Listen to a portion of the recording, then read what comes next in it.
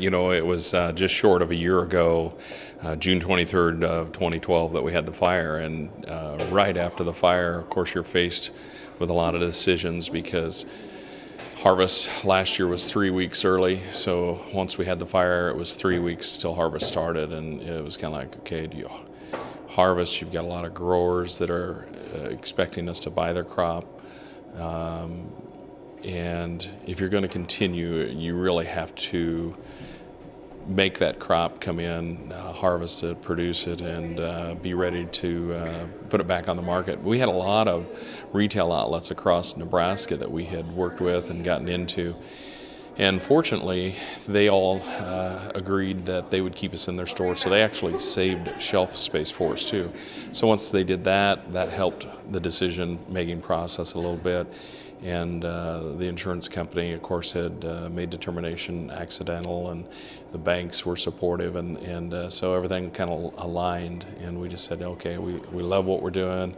We love meeting the people that are coming up here. We love sharing our space, our view, and our wines. And so we kicked her off. And so 345 days later, and I don't know, 25 subcontractors, here we are. And we're opening up today, and we've got a grand opening scheduled for the 12th of July, and that's kind of where we're at. From the outside, people won't notice a lot of differences. It's going to look very similar, although they'll see that the winery building is a steel building that's 4,700 square feet, which is an increase of 1,700.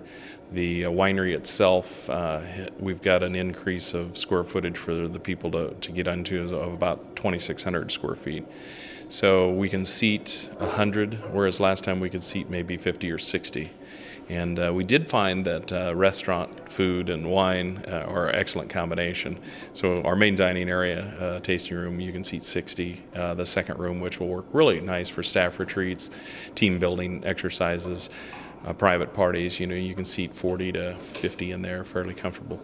I think another key feature is the deck. The new covered patio will be nice. That was in construction before the fire, but the two new fireplaces I think are going to be exceptional too. You? Yeah, ditto. Yeah, ditto.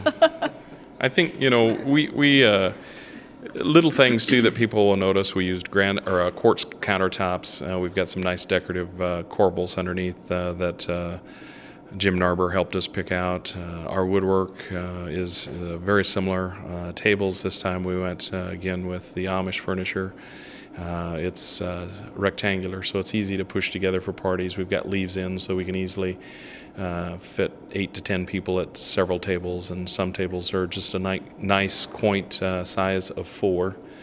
Which we've maintained that as well. But that side, the popularity of people coming up and being a gathering place and wanting to have more than 4 or 6 at a table, you know, was something that we recognized, so we took into consideration too.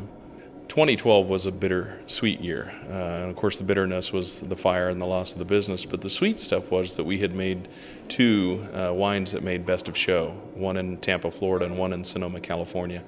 So for me, the thing that I'm looking most forward to is getting back and making some great wines out of Nebraska-grown grapes, and trying to do our best to actually win some more international wine competitions. That's the thing that kind of drives me, and it's always fun to share those with people that come up to the winery. You know, that's just why you do it as well. You know, so if you make a great wine and people like it, I don't know. What are you looking at forward? I think for me it would be more of having all the people come back that have been here. You know, they really do become your friend, and they've all been so supportive and encouraging, and it will really be nice to see those people again.